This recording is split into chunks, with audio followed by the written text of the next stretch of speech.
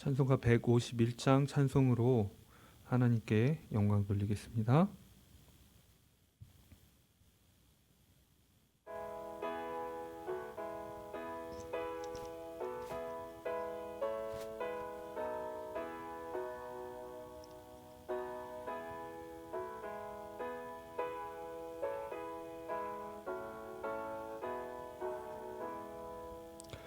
만왕의 왕 내 주께서 왜 고초당했나.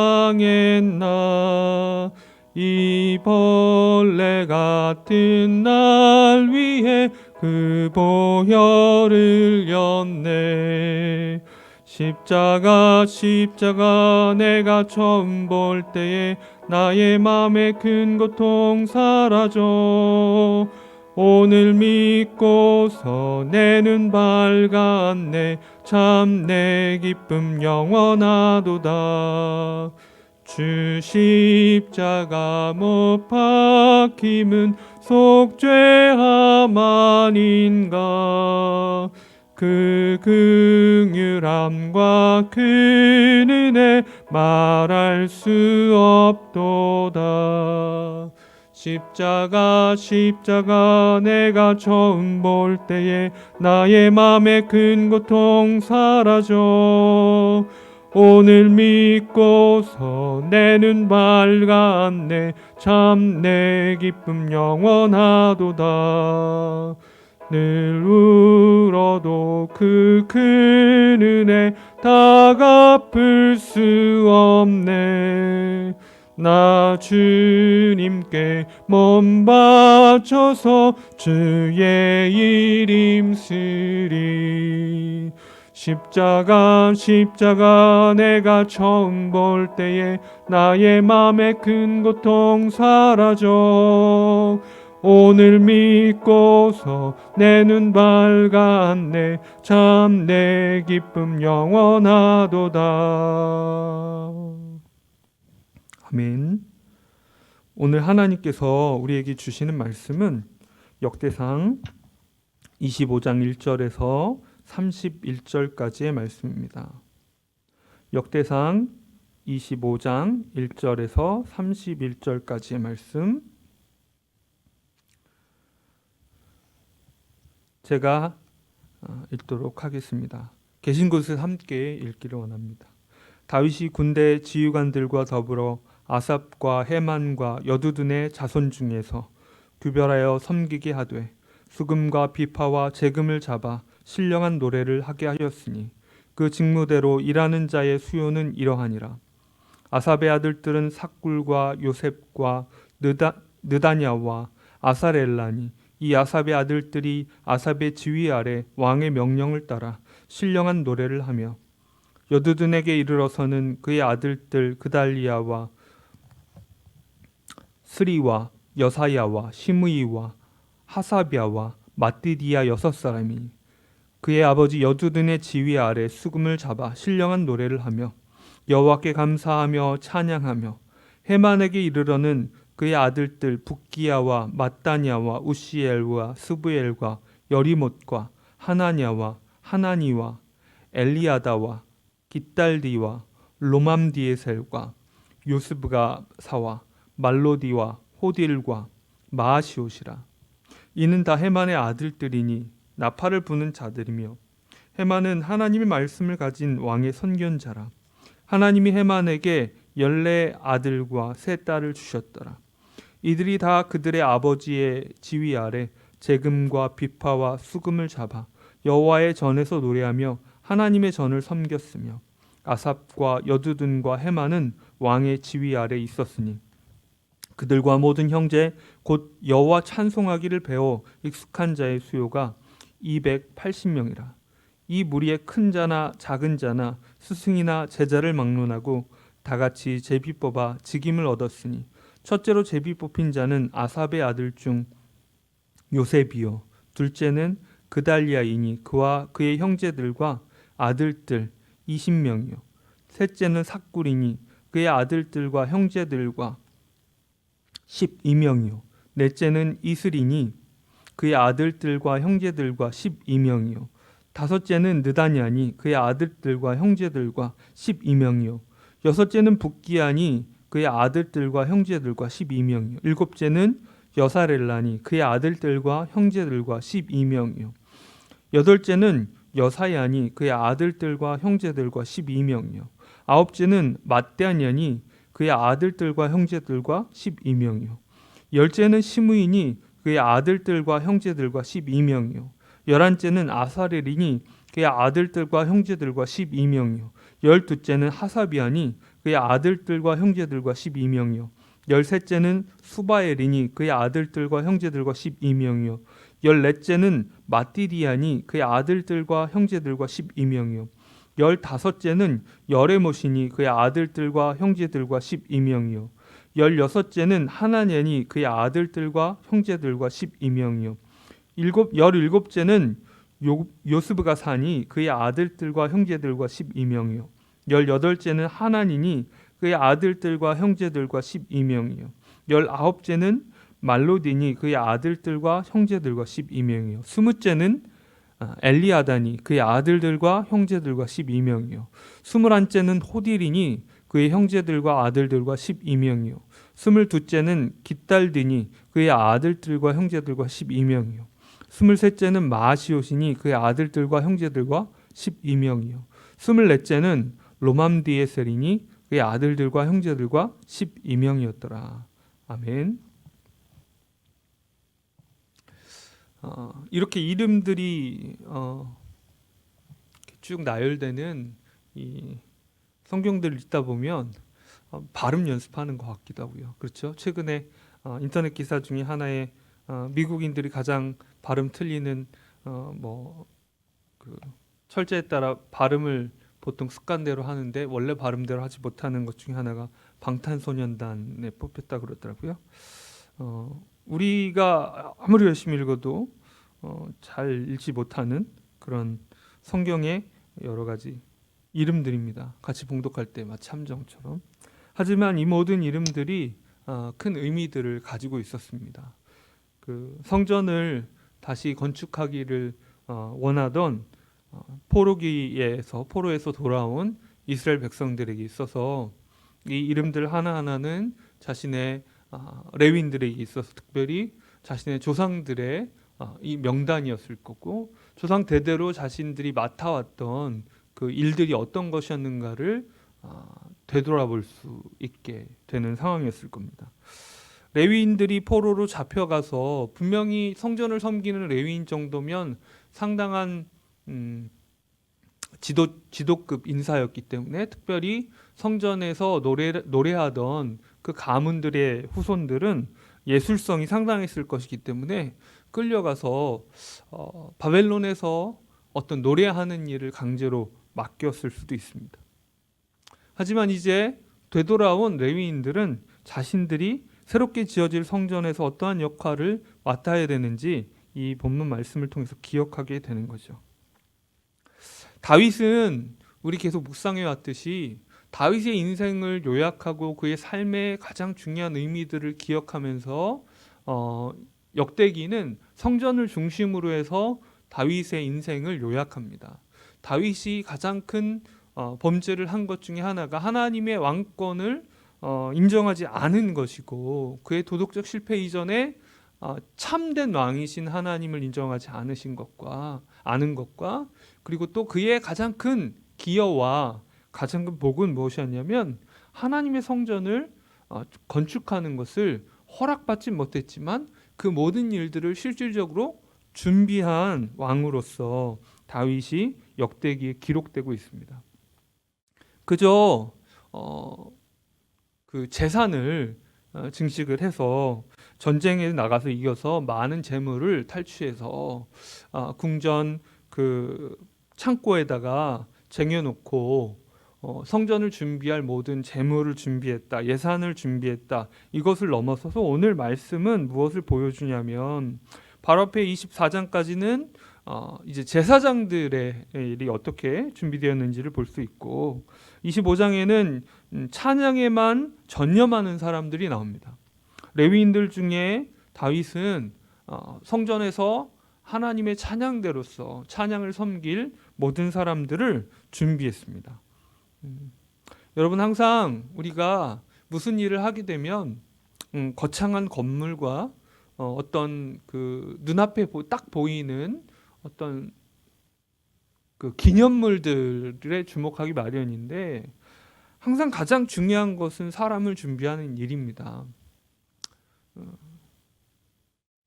솔로몬이 그저 재물을 옮겨 다 쌓여 있는 다 준비된 재물을 가지고 열심히 그 왕의 통치 기간에, 솔로몬 왕의 통치 기간에 성전을, 아주 웅장하고 영광스러운 성전을 지은 것만이 아니라 이미 그 전에 그 성전에서 섬길 사람들이 하나하나 다 준비되고 있었습니다. 다윗은 그 노년까지, 말년까지 이렇게 하나님의 성전을 섬길 사람들을 세워서 준비시키고 있었습니다. 다윗 자신이 하나님을 예배하는 예배자였고 시인이었습니다. 그 자신이 예언자였습니다. 그래서 더욱이 다윗이 이렇게 찬양을 하는 이 수많은 사람들을 세워서 뽑아서, 그 가문들을 뽑아서 준비시키는 일에 다윗만큼 적합한 사람이 없었던 것 같습니다. 그래서 신령한 노래를 부르며 악기를 연주하는 288명을 구별하여 세워서 하나님의 성전에 하나님을 찬양하는 소리가 가득하도록 이렇게 준비하고 있는 것을 볼 수 있습니다. 여러분, 우리는 전적으로 이렇게 성전에서 찬양하고 노래하는 일에만 모든 것을 다 할 수는 없습니다. 우리가 하나님께 예배드리는 순간 그 현장에서 우리가 영광스러운 일들을 경험하고, 정말 이 찬양 부를 때에 하나님께서 나를 만나주시고 나와 함께 하시는 것을 이렇게 감각적으로 경험하고 하는 일들이 있습니다. 하지만 지금 이렇게 코로나로 예배당이 함께 모여서 공동체로 함께 예배할 수 없는 우리는 그렇게 독특한 인상적인 경험들을 이렇게 함께 모여서 영적인 경험들을 추구하기에는 환경들이 참 쉽지 않습니다. 물론 우리가 있는 자리에서 그런 일들이, 하나님께 특별하게 나를 만지시는 일들이 홀로 묵상하며 기도하며 항상 있을 수 있지만, 그래도 우리가 우리 일반적 경험상 함께 다 같이 모여서 함께 마음을 합해서 공동체로서 찬양하고 예배할 때에 그 더 큰 예배의 간격들을 우리가 누리는 것들을 볼 수 있습니다. 하지만 여러분, 이렇게 다윗의 성전에 준비된 사람들, 구약의 성전에는 그 성전에 가서야 예배를 드릴 수 있었습니다. 하지만 지금의 성전은 어떻습니까? 하나님께서 우리를 성전으로 부르셨습니다. 우리 한 사람 한 사람이 거룩하신 성령을, 우리에게 찾아오신 성령을 품고 살아가는 사람이고, 성령께서 우리 안에 거하십니다. 그래서 우리를 친히 구별하셔서 성도 한 사람 한 사람을 성전 삼으셨습니다. 그리고 우리가 있는 모든 곳에서 예배를 받으십니다. 우리가 자칫 함께 모이는 예배에만 집중하게 되면 어떤 일이 벌어지냐면, 예배를 통한 다 함께 찬양하고 또 말씀을 함께 듣고 하는 그 감격들을 생각하면 특별한 경험들만을 추구하는 경우들이 있습니다. 하지만 신약의 성도들은 그렇지 않습니다. 그런 성전 안에서의 지금으로 말하면 예배당에 비유한다면, 예배당에서 모두 함께 모여서 예배하는 그 감격과 특별한 경험들, 영적인 그 감격적인 포인트, 정말 이거야 싶은 그 자리만을 추구하다 보면 어떤 일이 벌어지냐면, 그런 독특한 느낌이 있는 것만 영적인 경험이고 일상의 경험은 영적인 경험이 아닌 것처럼 착각할 수 있습니다. 하지만 오늘 본문에 나온 이 구약의 예배드리는 사람, 찬양하는 사람들, 아삽과 헤만과 여두둔의 자손들 중에서 구별된 이 사람들이 성전에서 찬양할 때, 아마 이 솔로몬이 헌당 예배를 드릴 때 하나님을 향해서 손을 들고 기도할 때에 하나님께서 그것에 응답하시는, 모든 성전에 구름이 쫙하고 그런 장면에 이 사람들은 정말 영광스럽게 합창으로 아마 영광을 돌리고 하나님을 찬양하는 일들로 섬겼을 텐데 그런 순간만이 영적인 경험으로 우리가 착각하게 되면 우리의 일상과 그리고 예배하는 이 주일을 함께 모여서 예배하는 이 주일의 공동체의 경험과 우리 매일매일의 삶을 분리할 가능성이 있습니다. 그것들이 가장 율법주의자들이, 형식적인 위선자들이 범하는 실수들입니다. 바리새인들이 그렇게 자신의 삶을 구별해서 특정한 몇몇 규칙만을 중요하게 여기고 자신의 삶 전체를 드리는 것에 실패한 모습들을 볼 수 있습니다. 그런데 하나님께서는 이 모든 사람들이 함께 하나님 앞에 예배하는 이것이 성전에서 이루어졌던 장면이라면 신약의 성도들은 우리의 삶의 모든 곳에서, 그 당시에는 하나님께서 성전에 계신다 이런 개념과 관념이 강했죠. 그리고 심지어 우리의 선조들, 우리의 신앙의 선배들만 해도 어떻습니까? 예배당 강대상에 아무나 못 올라가게, 저 어렸을 때 그랬던 기억이 나요. 예배당 강대상 위에 아무나 못 올라가게 하고, 또 강대상이 또 제 모교회에는 예전에, 지금은 안 그렇습니다만 윗 강대상과 아랫 강대상이 있어서, 윗 강대상에는 목사님이 말씀을 전할 때만 올라가시고 아랫 강대상에는 목사님이 아닌 분들이 이제 대표 기도를 할 때나 이런 때 올라갔던 그런 기억이 나요. 그러니까 마치 눈에 보이는 어떤 경계, 강대상이라는 경계가 거룩의 기준을 나누고 예배의 기준, 하나님 앞에서 하나님 임재를 누리는 것의 어떤 기준들을 마련하는 것 마냥 이렇게 했다면 우린 어느 곳에서도 차별이 없이 하나님이 함께 하심을 믿습니다. 그렇다면 이 오늘 288명의 사람들이 각자 그 순서를 따라서 이 예배를 섬기고 있는 이 모습들이 신약 시대는 어떻게 적용되어야 맞냐면, 우리의 모든 삶의 현장에서 우리 각자가 악기 하나씩을 들고 노래하는 그런 모습을 상상하시면 되겠습니다. 마치 오케스트라가 모두 모여 있지만 그 교향악이 처음 시작할 때부터 끝날 때까지 이 심벌을 들고 있는 사람이 계속 나는 열심히 이 노래에 기여해야지 하고 처음부터 끝까지 수시로 챙챙챙 소리를 낸다면 어떻게 될까요? 그 교향악이 제대로 울려 퍼지겠습니까? 그렇지 않죠. 자신이 맡은 자리에서 자신이 소리를 내야 될 때 자기 역할을 감당하면 멋진 교향악이 완성되게 됩니다. 마찬가지로 온 교회 성도들이 지금 함께 모여 있지 않지만 각자의 자리에서 자신에게 주어진 악기, 자신에게 주어진 영역, 자신이 삶으로 하나님을 예배할, 삶으로 하나님을 찬양할 바로 그 자리에서 하나님 앞에 물으며 하나님 앞에 하나님께서 말씀하신 대로 순종함으로 하나님께 삶으로 찬양하고 삶으로 예배할 때에 우리의 모든 삶에는 하나님께서 주신 가락들이 울려 펴지게 될 겁니다. 그리고 온 예수양랑교회 공동체로서, 아니 이 땅에 교회들과 성도들이 각자의 자리에서 하나님을 예배하기 시작할 때 그것이 아름다운 화음으로 온 세상 가운데 들려지며 하나님의 귀에 들려질 것입니다. 그리고 하나님은 그것을 통해 영광을 받으실 겁니다.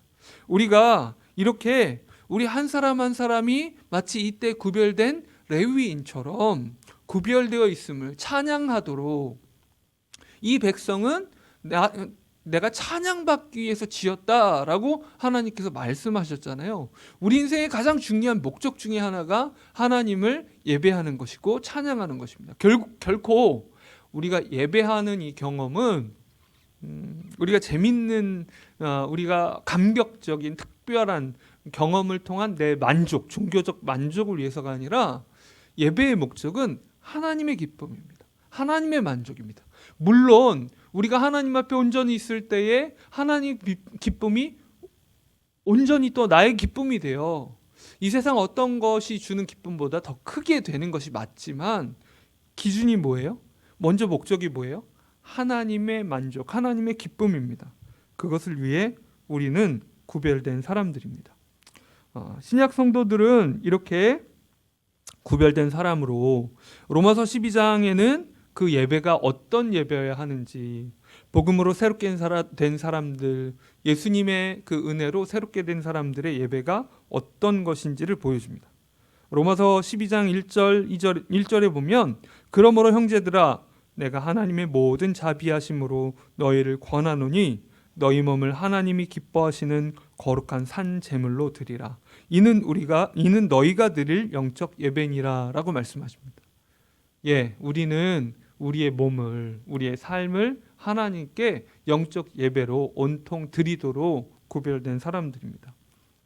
성전을 다시 회복하기 위해서 다윗이 법궤를 되돌아오면서 백성들을 설득하는 장면이 있죠. 우리가 이제 법궤 앞에서 하나님께 물어야 되지 않겠냐.